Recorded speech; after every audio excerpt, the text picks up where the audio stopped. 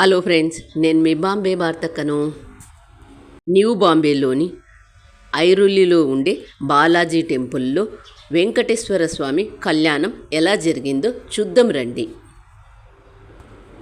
దేవుని కళ్యాణం అంటేనే అందరూ కలిసి చేస్తేనే ఒక పండగలాగా ఎంత బాగా చేసుకున్నామో చూడండి.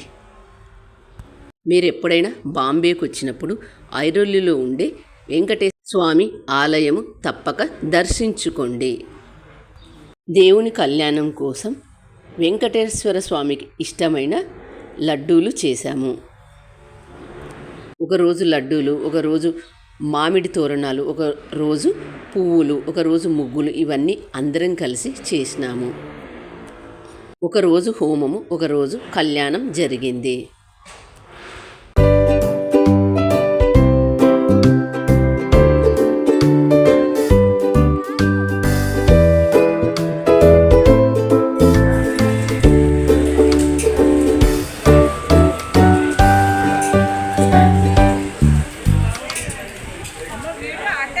కళ్యాణం కోసం పూజారులను హైదరాబాదు నుంచి వచ్చారు.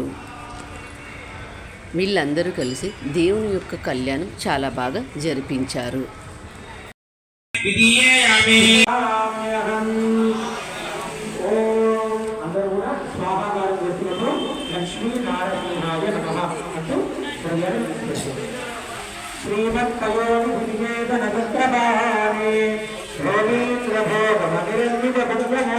కళ్యాణంలో కూర్చున్న వాళ్లకు పూజకు కావలసిన వస్తువులన్నీ ఇస్తారు.